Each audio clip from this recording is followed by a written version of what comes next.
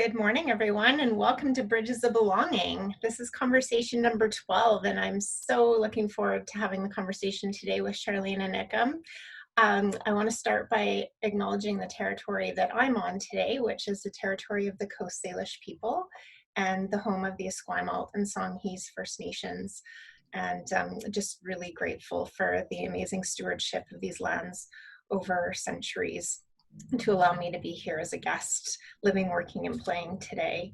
And so if each of you can take a moment and acknowledge the territory on which you're either visitors or ancestral to today, that would be a really great opportunity to just explore that and learn what that might mean and pay gratitude forward. I do want to start with a couple of housekeeping things. So if you can remain muted and keep your cameras off while we have a majority of this discussion, that would be excellent. We do welcome questions in the chat box, so feel free to start asking questions or making comments throughout, and then we'll work to address those at sort of about the halfway point of the conversation today. And I will introduce our guests in just a minute, but we always start with a reading. And today's reading is from the book Belonging by Tokopa Turner. And if I was to write a book about belonging, this is how I would start it. I absolutely love how she begins this. So I'm going to read it to you to start us off in a good way. To this world you belong, to this moment, in this place where you already stand. Something greater has ushered you. To the momentum of a long line of survivors you are bound. From their good deaths succeeded new lives, and to the incidents of love that seeded them. Your story has been woven. With the wild jubilation of nature, you are in correspondence. By each season's conditions and by the invisible holy inclination, your life has been hewn. And yet you may feel, as so many of us do, the ache of a life orphaned from belonging. There are many ways to be made an orphan, outright by the parent incapable of caring for you, or by the ones who neglected to understand your gifts, by the system which demands your loyalty but trades away your uniqueness, or by history which, through intolerance and war, has made you a refugee. But we are also made orphans by a culture that, in its epitomizing of certain values, rejects others, forcing us to split off from those unwanted parts of ourselves. And this is perhaps the worst orphaning act of all, because it is an abandonment in which we are complicit. With this meager scratch to begin it, without so much as the acknowledgement of all that we've lost from, we must fare away. We must begin with absence, a longing for what might never be assuaged, and follow it deep into the heart of exile to discover that, if anything, can be made out of nothing, to be made a foundling of the orphaned life. Though it governs so much, belonging is rarely spoken about in the open.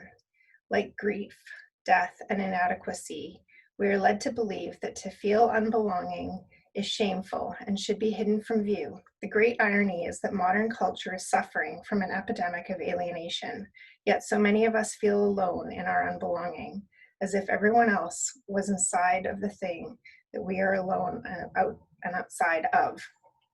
And keeping silent in our experience of estrangement is, in large part, what allows it to perpetuate. We are living in a fragmented times with racism, sexism, xenophobia, and other systemic forms of othering all on the rise around the world. Never before have we experienced such seismic migrations of humans across our borders as we do today. And the challenges of settlement and integration are vast and complex, even several generations down the line. Today, we find ourselves at a critical juncture, divided on the fault lines of politics, class, gender, and race. In its silent way, belonging is the central conversation of our times. It just felt like that was kind of a perfect way to begin today. So now I want to turn and introduce our guests. So we have Charlene, who is the CEO of Via Sport British Columbia. And she has a distinctive ability for developing and implementing pragmatic and functional, vision-driven strategies that bring organizations, brands, and products and services to life. Um, Via Sport was started in 2010 as a legacy of the 2010 Olympic and Paralympic Games to foster the growth of amateur sport in British Columbia. And Charlene's passion for community impact has been demonstrated both in her role at Via Sport as well as with the Vancouver International Marathon Society. And she has a small team of event professionals that she worked with there that developed the guidance of the organization to foster growth in running, engaging sponsors, communities, volunteers, and promoting health and wellness. And she's made a massive impact in Via Sport over the last year and a half or so you've been there, Charlene. So we're really excited to welcome Charlene and looking forward to hearing about your journey at Via Sport, your journey through social impact work, and the many gifts that you're going to bring to this dialogue today. Ikem joins us, and he is an equity, diversity, and inclusion professional focused on creating systems and building communities and social structures that work for all. He has 15 plus years of progressively senior experience in the public and not-for-profit sectors in Canada and internationally. Ikem brings his ability to listen, learn, and educate in order to build relationships and strengthen connections across all boundaries with great success. He's part of the Ontario Trillium Foundation, which through his work helps guide the investment of about $120 million annually. And his focus is really around equity, diversity, and inclusion in those investments. He focuses on belonging, identity, social cohesion, and redefining citizenship as action instead of a classification. He spends far too much time reading and writing about the conversations that people engage in to build better bridges within and across communities. One of his favorite questions is, how does that make things better? So we're going to kick off with Ikem doing a little bit of a deeper dive into who he is and why this work's important to him. Okay, thank you very much for that, Jaya, and thank you everybody for being a part of this conversation. And I think it's interesting to hear the words that you wrote a long time ago about what you do read back at you. And you know, get forced to think about, okay, so what does it actually say about who you are, and which is a very separate thing from what you do, right? And how much that has changed. So I will say, for me, I'm a citizen of Scarborough. I live in Scarborough. I'm a parent. I am a partner. I'm a neighbor. I am also someone who has emigrated here from southeastern Nigeria. I am Igbo, that's who my people are. That is a language that I grew up speaking and thinking and dreaming in. And I say that because in our conversation about inclusion, there's always the metaphor of journey for me in thinking about who I am now and who I was before and who I'm in the process of becoming. And all of that is as a result of my experiences and the people that I've met along the way and things that have shaped me in Nigeria, in my work overseas, and in my life here in Toronto and in Scarborough. So I think for me, asking the question, you know, who am I? It's that sort of existential, like, grappling about what drop you are in the ocean. But I think I would sum it up that way. I see myself as a citizen of where I live, and really do believe in that idea of citizenship being an action, being a thing and a conscious decision that you do, as opposed to a classification. So I'll stop there for now. Thank you, Ikem. What a great way to kick us off. Charlene, I'm going to turn it over to you to share a little bit more about you. Absolutely. Thanks, Andrea, for inviting me to this session today. And it's really great to meet Ikem and to be part of this conversation about belonging. It's such a timely topic and so very important for all of us in our homes, in our work, and in our communities to be looking at belonging and really being mindful and strategic and intentional about belonging. So first of all, Again, my name is Charlene Krepiakevich, and my pronouns are she and her. I'm very excited to join you here from Vancouver on the beautiful unceded territories of the Musqueam, Squamish, and the Tsleil-Waututh Nations.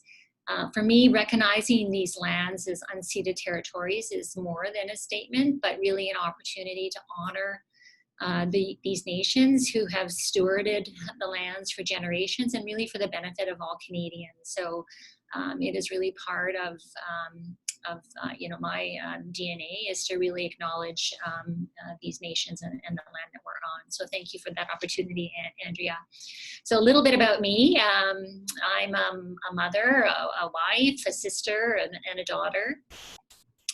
I grew up in small town Alberta with parents who really instilled the values of giving and community in our family.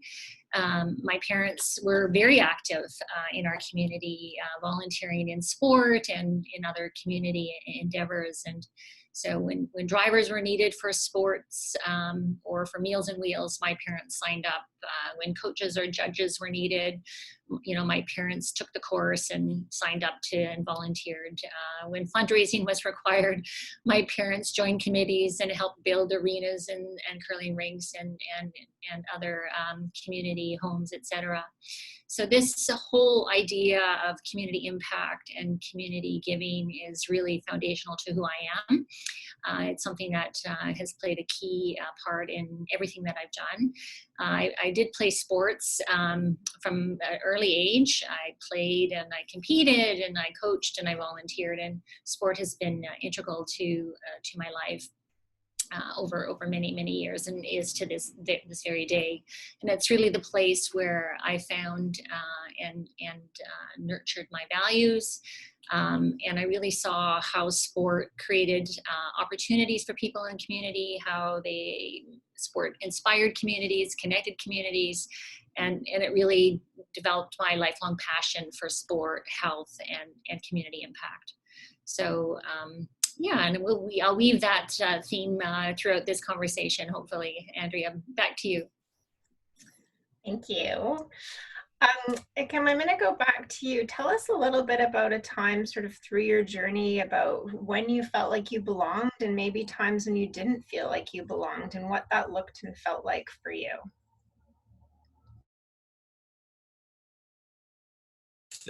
So maybe I'll start with a time when I felt like I didn't belong. I intentionally, I tried not to think about answering this question beforehand. I figured this was probably one of the things that we were going to start with. So I'll start with the time when I was pushed outside of my comfort zone. As I said, I grew up in southeastern Nigeria, and I moved here when I was a teenager to go to university. And I think one of my very early experiences as an international student and as someone who had just come to this country earlier, very recently then, was figuring out what my place was in the university. Figuring out what my social circle and my social landscape was going to be. I didn't go to high school here, and I didn't know that there was something called Frosh. And Frosh Week was essentially that beginning of the at least officially, it's framed as the process of getting to know what the university is about and where you're supposed to go for your lectures and all of that good stuff. But then on a more social level, it was that kind of clash of everybody who had gone to high school here and a lot of experiences, and people kind of seeing folks that they were happy to be reconnected with in this new setting. That was probably one of my very early isolated feelings. It wasn't so much as just a sense of not belonging, but a recognition that there was something different about the track that I was running in this journey, and that was likely going to shape what my experiences would be as I tried to carve out an identity of what and to sort of define for myself what my experience of life in the University of Toronto was going to be. I think it was also compounded by the fact that um, I had made a decision early on that I was going to try and get done with my university education as quickly as possible. So my focus was entirely on my academics, but not necessarily on that process of becoming a part of the university life. And so there were several moments in class when you get a sense of othering. Either it's in the way that you speak or your name or where you come from or things like that that just continue. I mean, now we talk about microaggressions and all of those kinds of things and how they show up in people's experiences. But that was sort of it was, that the sound of a pendulum that just keeps going and sometimes it recedes into the background if you're not paying attention to it. But those were the kinds of experiences that were constant and consistent in my experience early in being a student in university here. But because I didn't have the vocabulary to name exactly what it was, it just felt odd. And it just felt different. And I felt that sense of there's a bridge that I need to get past here, or a wall that I need to get through here to be able to be and do these things that the rest of my classmates and the rest of my colleagues seem to be able to do. That translated for me as well. I mean, I played football when I was at the University of Toronto, and I accidentally played football, which is a funny and different tangent. I was a tennis player in Nigeria, but ended up becoming a fullback for the University of Toronto. And I think that kind of dovetails into an example for me of a time when I felt like I belonged, when everything pointed to the fact that I probably wouldn't. I met a lot of people playing football across the province that I probably would never have been in the same social circle with, both because of where we were living, because of race, because of age, because of so many things that I think set us apart as people and as members of certain communities. So that process, and to your experience as well, Charlene, I think sport became one of those places where the boundaries of what was possible in terms of belonging and defining belonging became very, very important and real for me. But at the same time, I remember on some trips, there was some games that we played outside of Toronto that getting off of the team bus, I could feel that there was something different for me in this city, in this town, in this experience. That wasn't the same for my teammates who weren't Black. That wasn't the same for my teammates who were not African international students. But something switched once we got on the field and I put on my helmet. I wasn't just me anymore. I was number 34 and I was there to do something specific. So the challenge for me, and this kind of continues today, is traveling constantly from a place where you feel that you belong to a place where you don't. And that can happen in a span of a day, an hour, or a meeting, right? So that's kind of the constant sort of journey, to use that word again, of going in and out of spaces and experiences where you can create what belonging looks like for you, and where sometimes it's quite blatantly reinforced that you don't belong here, but you don't know why, or it's not really quite publicly articulated why you don't. Wow, there was so many pieces I want to pick up on those comments, but I'm going to let Charlene go, and then we'll circle back to some of those as we kind of venture through the discussion. So Charlene, I'm going to flip it over to you. Times when you didn't belong, times when you did. What did that look and feel like? Yeah, great question, and great answers, Ikem. Your journey is rich and full of stories and experiences that I think we can all learn from. And certainly from my perspective, I do need to acknowledge that, I do come from a place of privilege. I'm white, middle class, I have a graduate degree, and, I have had opportunities that, many others have not had. So, my journey is different than many. and, you know, not that there hasn't been bumps along the way, there has been hurdles. And through each of these sort of ups and downs, you know, I've had the opportunity to kind of reflect on, you know, why, you know, things have made me feel uncomfortable and why I didn't feel like I belonged. And so really, you know, I'm not a bold, loud, gregarious personality. And so I really had to struggle and you know, work hard to find a place where I fit. And I worked in the early part of my career in the private sector, and you know, and I experienced cultures there that were welcoming, and others were not. Some cultures were very well established. There were not spaces for diversity of opinion, and there were kind of homogeneous voices. And, you know, I struggled with that, and I really couldn't find my place. And it wasn't until I sort of pivoted into the non-for-profit world, you know, halfway through my career, that I really felt that I'd found my place. You know, in the non-for-profit world, as many of those are on the call today know, is that, you know, we are very mission and purpose driven. And so, you know, you find people who have similar values, who have similar goals. And for me, you know, I found a place that, you know, that I could champion community impact, that I could drive opportunities for others. And it was really an incredible system, an incredible place where I was heard, I was seen, and I was welcomed.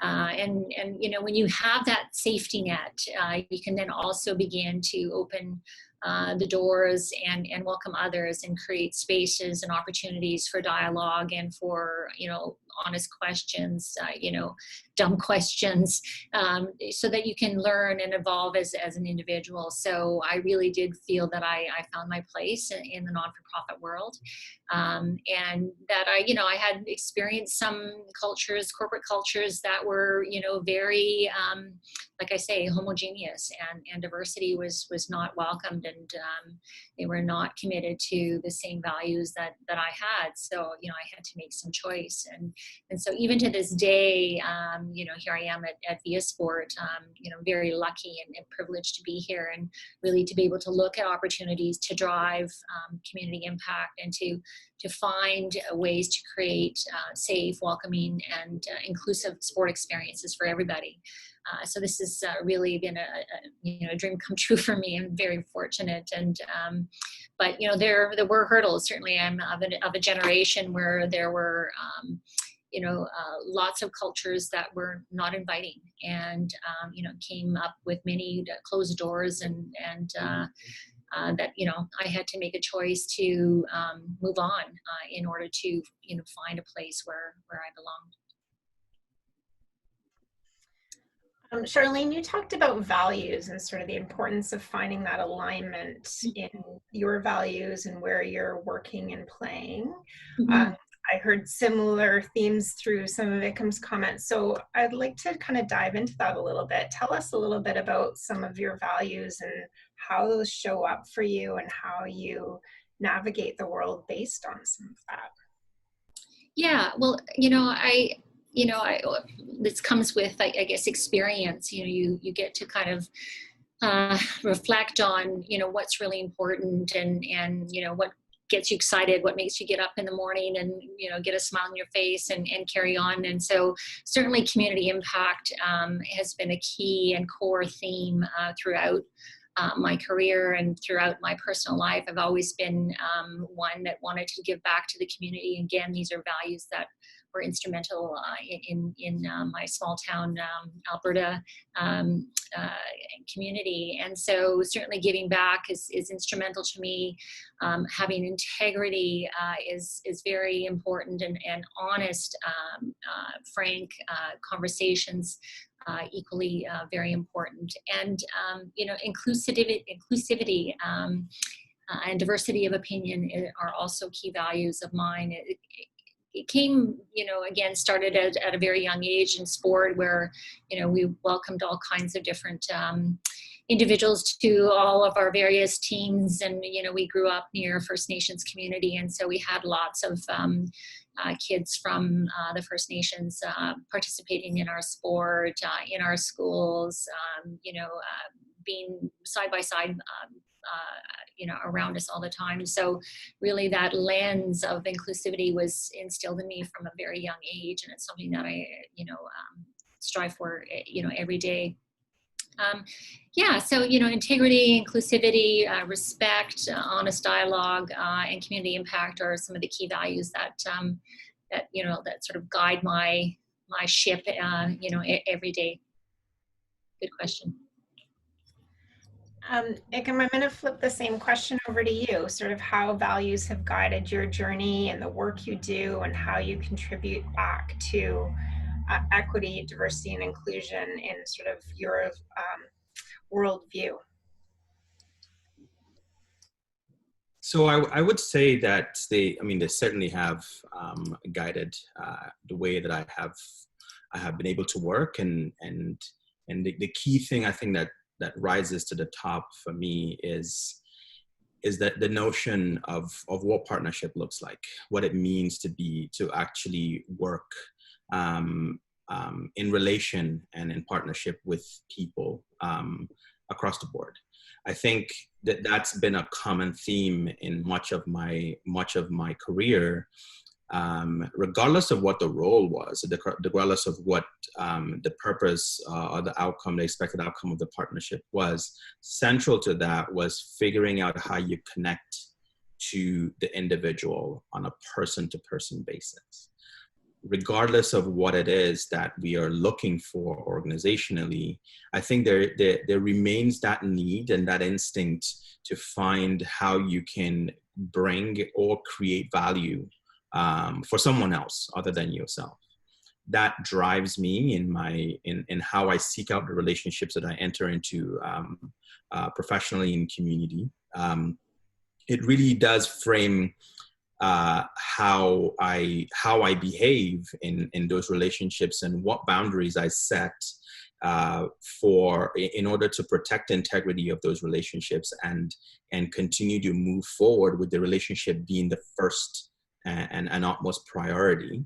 Because I think, especially right now, I'm in the sector where I work for a funder, right? So in many cases, as one of my colleagues like to say, people love us because we invest money into the work that they do. So it's the difficult part then becomes how you go beyond that investment being the thing that brings you together. And that it always takes me back to how it is you can connect to what that person or group or community really wants at the heart of it. The funding, the access to capital, the access to resources is only a facilitator. It's only a tool to get you to that outcome. If you haven't got the right person-to-person relationships and you haven't valued those relationships for their intrinsic value, then it's really difficult to lean on those relationships to yield fruit when it comes to doing something. So that's sort of the central value that I start with in my work. And I come from a culture where we're very verbose. We talk a lot. We are like the ability to connect with someone with your words is really highly valued in my culture.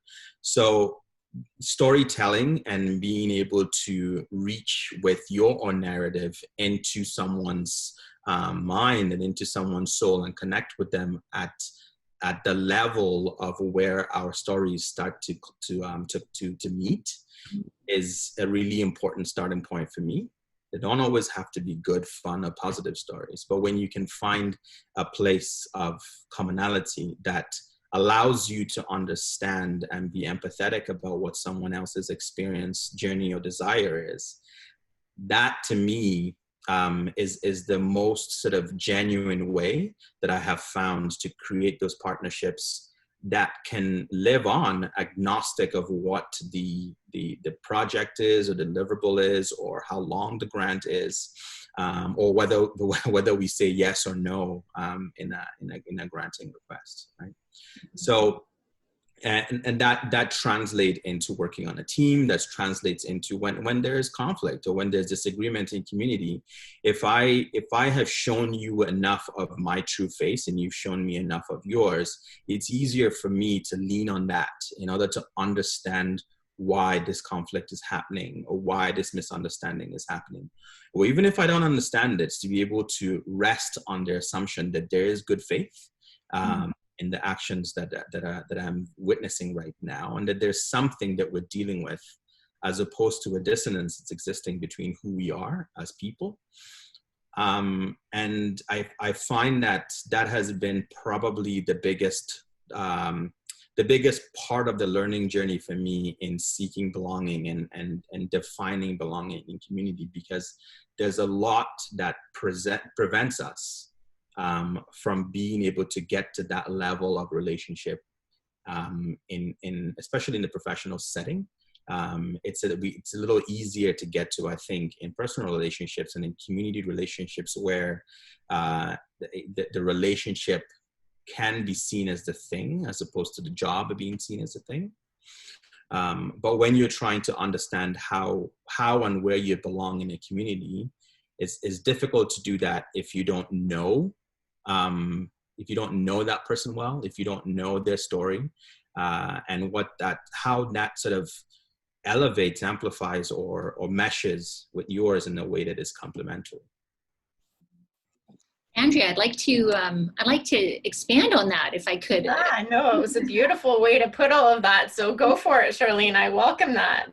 Yes, Ikem prompted me to think about lots of other things in terms of how values help us create opportunities for belonging. And certainly I, like you, Ikem, I look at, the individuals and try to create connections and collaborations. But I also kind of try to do it with a little bit of intention, so that we're creating like small steps and intentional spaces where conversation and stories and connections can be fostered. And really focusing on the individual and really trying to understand where are they coming from, doing a lot of listening and a lot of asking questions to really better understand where different people are coming from, and creating that space where people are comfortable, breaking down barriers so that people are comfortable to have open conversation and dialogue, so that can create a table or a community that is open and able to draw on everybody's strengths and move forward. The other thing is to really creating sort of new constructs, so new ideas, new innovation, and always be learning and listening to those around you, so that you are being respectful of where people are coming from, and creating that opportunity so that people can feel that they can contribute, and that you're creating a safe place for some personal risk-taking or learning or making mistakes, etc. So yeah, wow, this is so great. One of the pieces that really struck me as Ikem was sort of starting his piece was, I was going to actually ask the question, sort of, where do you start? How do you start to build these spaces and places where belonging can occur? And, I think diving into finding those commonalities was part of that. But, and then Charlene weaving in sort of that intentionality about learning and exploring each other's. But do you want to each build on that a little bit more? Like, how do you start? What do you do? How are you facilitating that both within your organizations and within the work that you're doing, personal relationships? Kind of tie it a bit more together for us about how we start to create these spaces and places for belonging to occur. So maybe I'll flip it back to Ikem.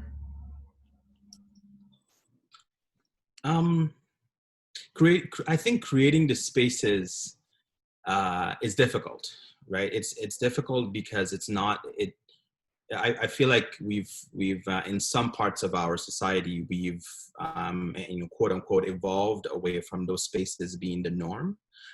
We've become a bit more utilitarian and in terms of how we understand the value and the function of space, and it's community space and public space. So I think the ways that I have seen it work to create that space is by being intentional and relentlessly intentional that this is the purpose of the space, nothing else. The purpose of the space is to ensure that whoever is involved in this conversation, whoever is here, feels like they can bring their entire self to it. There's a safety that is required for that to happen. And you only purchase that using with time. You use time, relentless effort, repeated activities, repeated points of connection, and not breaking the trust that exists for that over that period of time, right? There's one of our grantee groups here at the Youth Opportunities Fund. They're a group of young people who run a program in community, and one of the things that they've said to us is, we were talking about, what happens when you're running a program, and you've got 20 people showing up every week, and then it might dwindle down to 8, might go down to 2. And what they said to us was very simply, we run the program every week. If nobody comes that week, nobody came that week. But it's important for us to continue to send the signal and the message to community and to the young people who we are creating this space for, that it is always here when they need it. When they reach for it, it's always there, and it won't let them down. It won't invalidate their need for it. So the existence of the space is not predicated upon how much it is used. It's predicated upon an understanding that that space is important and has an intrinsic value to community and to that group.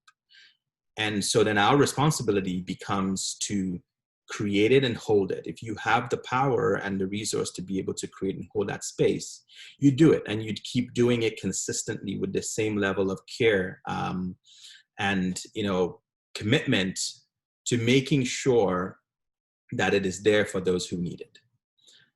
Now, every space that I'm talking about, and I keep using the word space, but please, I'm sure you understand, and I mean that physically and also figuratively. The spaces will change. The conversations that happen will impact the space, and it should move the boundaries, right? Something that we get into a bunch of times here at work is, are we trying to build a big tent or build the best small tent possible, right? I am of the mind that you need to build a big tent.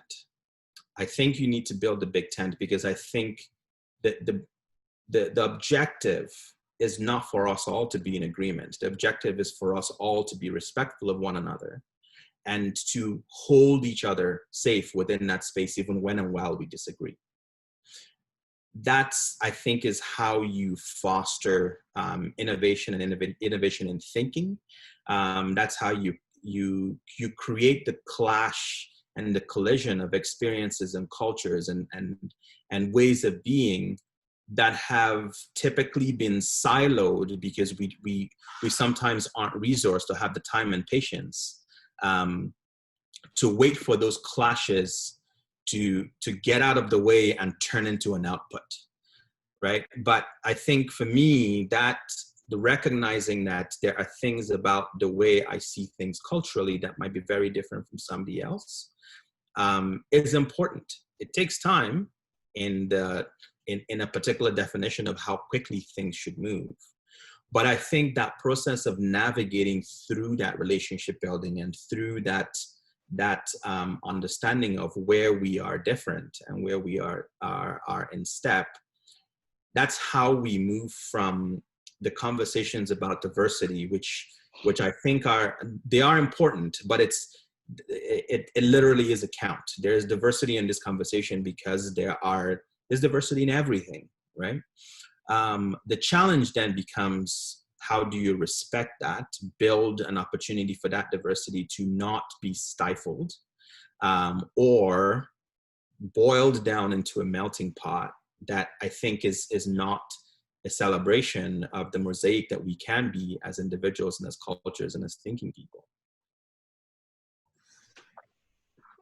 Again, so many layers to this. The piece I wanted to kind of dive into a little bit, and I'll maybe flip it to Charlene to answer because this is really relevant for her work as well. But, you know, we spoke about sort of the people showing up and us kind of counting the numbers versus counting the experience and holding the space and creating the opportunity for people to know that that's there when and how they need it. And so, you know, in both of your roles, you're working for agencies where you are directly delivering funding to organizations. And we often count the numbers. That's kind of one of the metrics that we seem to rely on in our funding structures. And so, you know, the question to you, Charlene, is how do we pivot from that? How do we create those environments in your case, our sporting institutions and sporting organizations where we're counting the experience and we're holding people accountable to those safe spaces and places for people to show up and to play in whatever way they need to, versus sort of the numbers that are showing up on our fields or in our arenas? Yeah, great question. Yeah, how do we get more people to play, to be in the stands, and to you know, to support sport in our communities? And yeah, I like the whole notion of less numbers and less counting of the numbers, and more sort of quality experiences versus quantity. Although there is a role for quantity, because it does help show progress. You have to measure something. Now, whether we're measuring the right thing is the question. And I think this is where we can look at new types of measures instead of the total quantity. Rather, we can measure experience, we can measure engagement, we can measure impact. And so I think we do need to look at, you know, sort of outcomes based, and rather you know, rather than counting the numbers.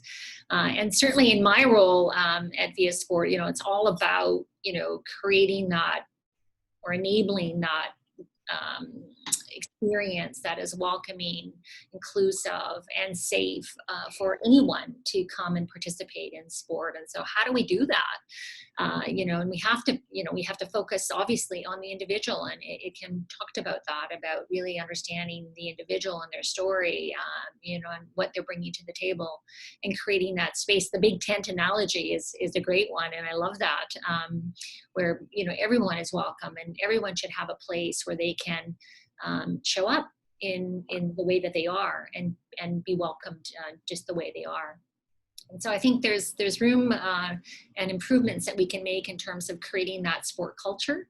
And we need to look at more capacity building and greater understanding, and look at our language that we use to ensure that we are creating these experiences that are safe, welcoming, and inclusive, and looking at reshaping you know, what we measure, and the role and impact of sport. I think anybody who perhaps is on this call or you know, cheers from the sidelines sees that sport can be a game changer.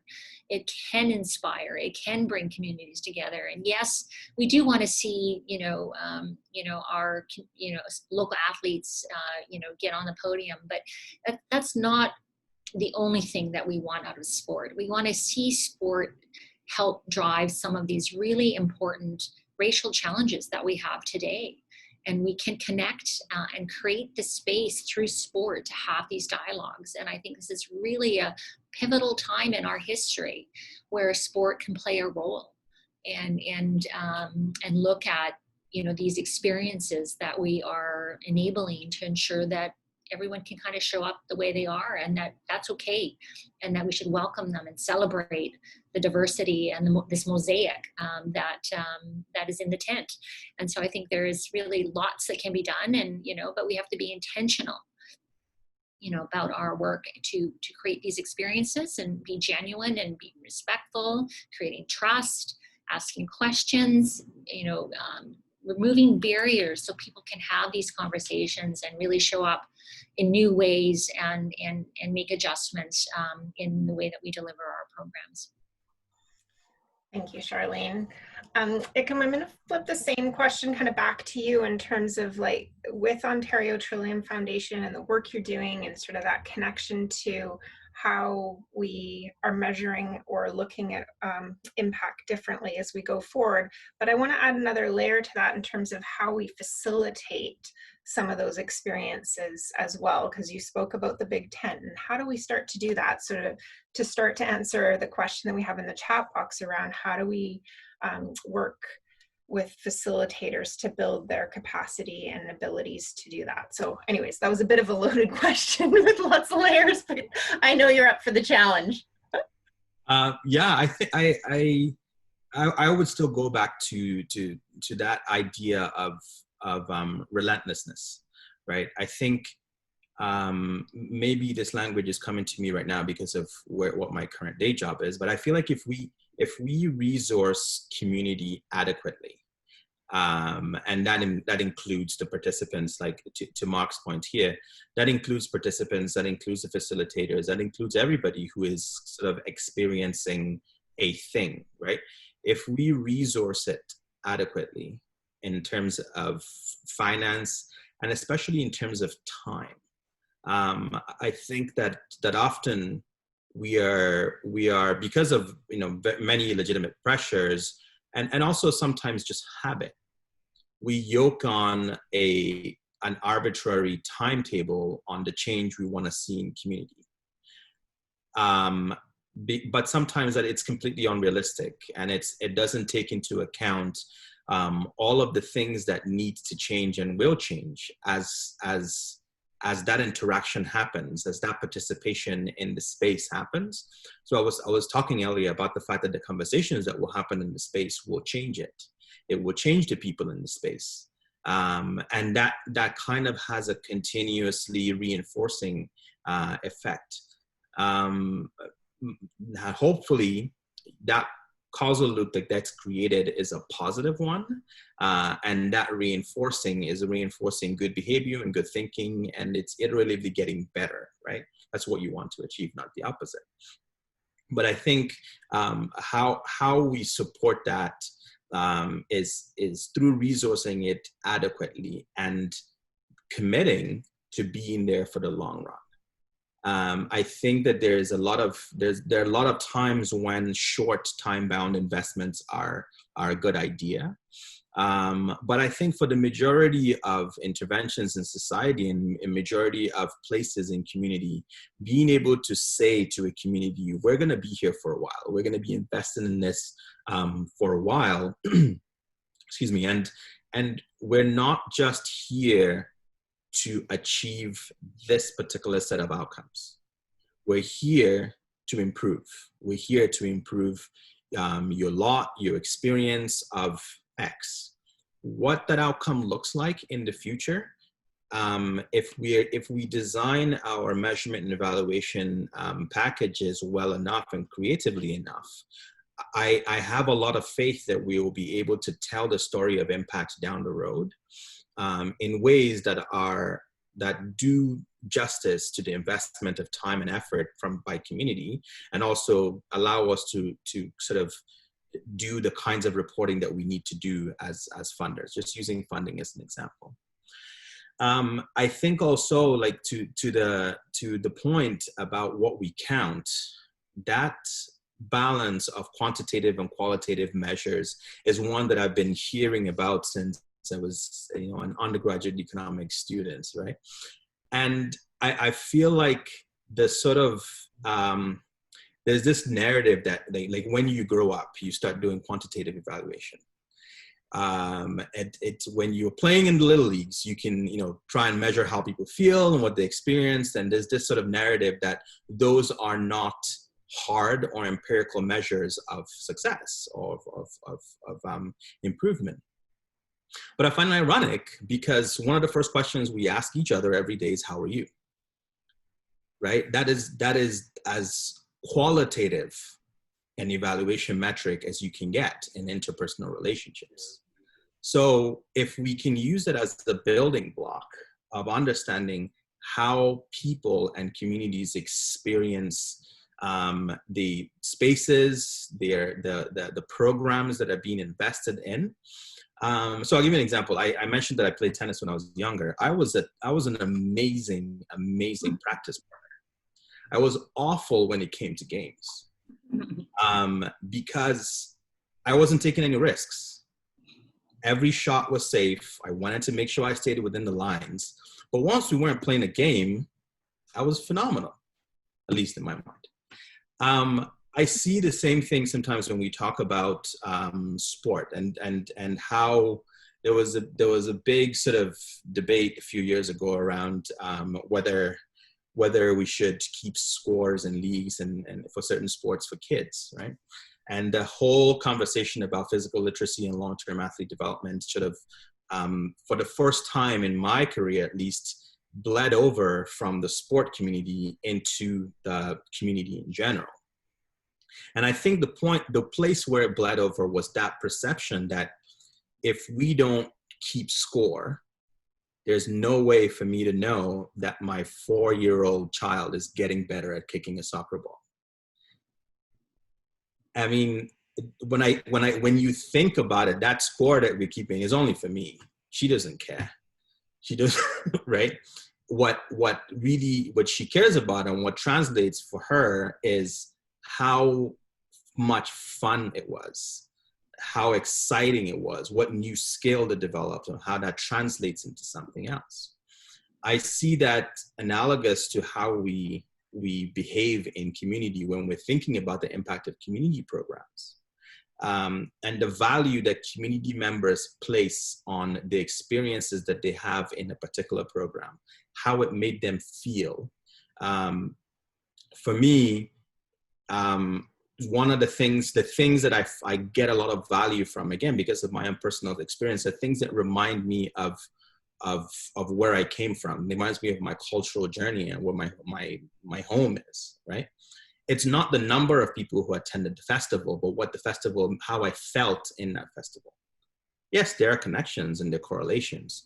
But I think if we led with how much of that counting and how much of those metrics allow us to tell a fuller story of how we're, again, reaching in and connecting to people at the intrinsic and individual level, it will help us do a lot better than figuring out, what the sort of, how many bums we were able to put in seats and how many people, what kind of foot traffic there was at the event. Mm-hmm. Charlene, did you want to weigh into that? You look like yeah, definitely. Yeah. Yeah, exactly. Well, lots of good points there, Ikem, and I love your tennis analogy. I have a similar one with golf, is just, picking up golf in the last few years, and it's really not about the scorecard. It's really about the journey. It's really about the walk in the park. It's about the people I'm with, and and I view that in a lot of, I take that sort of lesson in a lot of the way I approach my own personal sport experiences. But this sort of goes back to, when I was growing up and in small town Alberta, how, my parents were involved in the community and we were heavily involved in sport, but really it wasn't about, how many teams we were on, how many games we played, how many wins and losses. I have no recollection of that.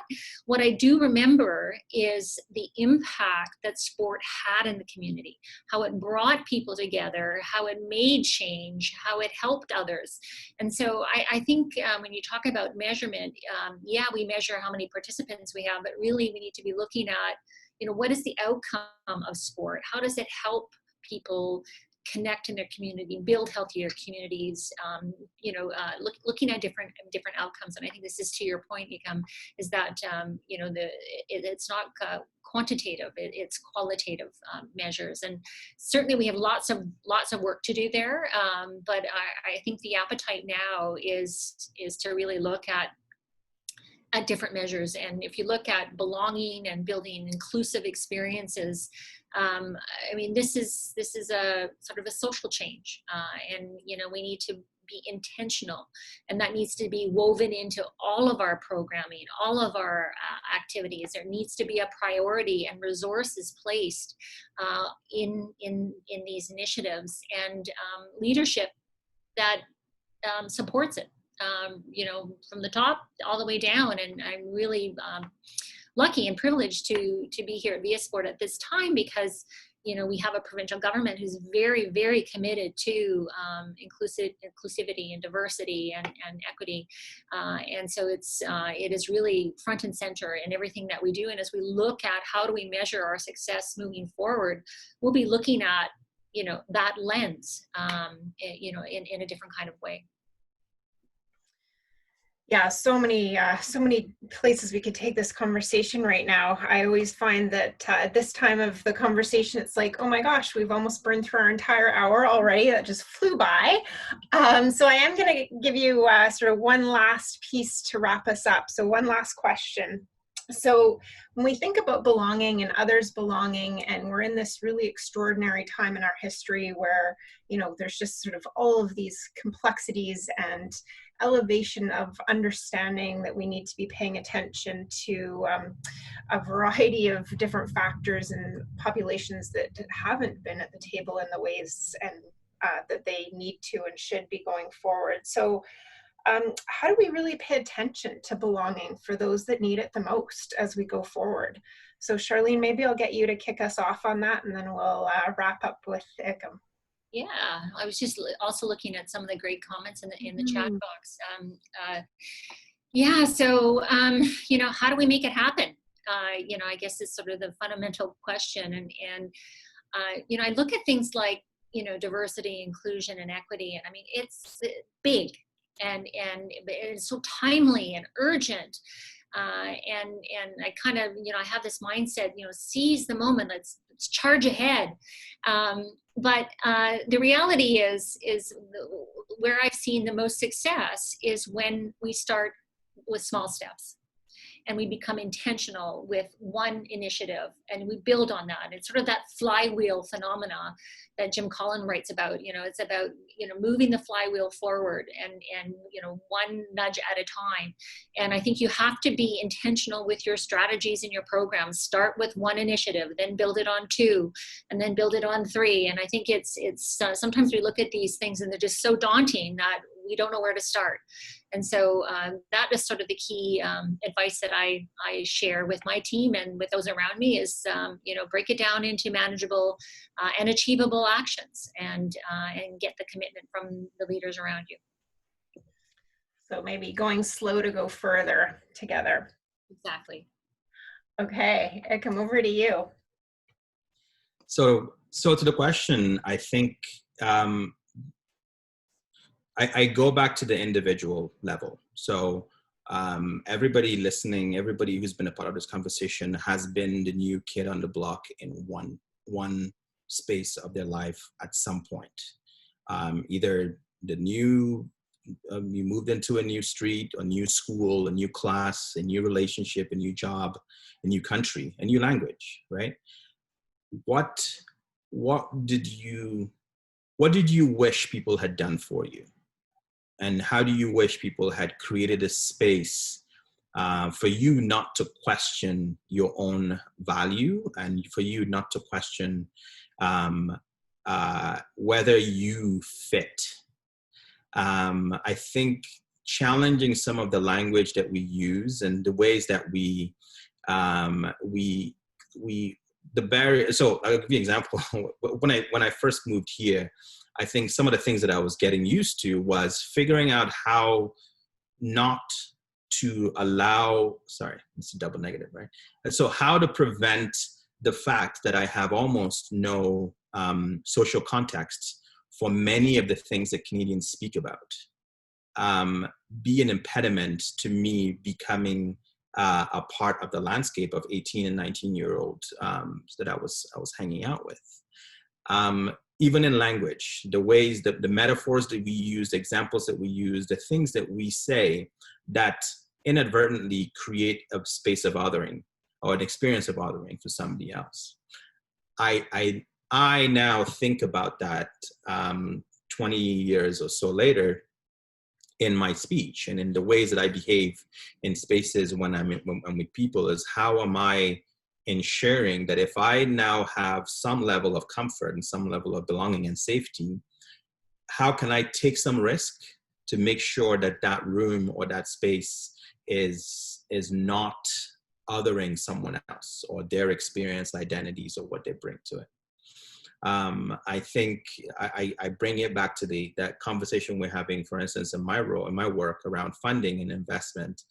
If there's no way to build, at least the best way I see to build those kinds of long-term spaces of belonging, to Mark's point, is in approaching it from a point of empathy and a point of understanding, that if we don't do something intentionally, those spaces are not just going to like germinate and exist.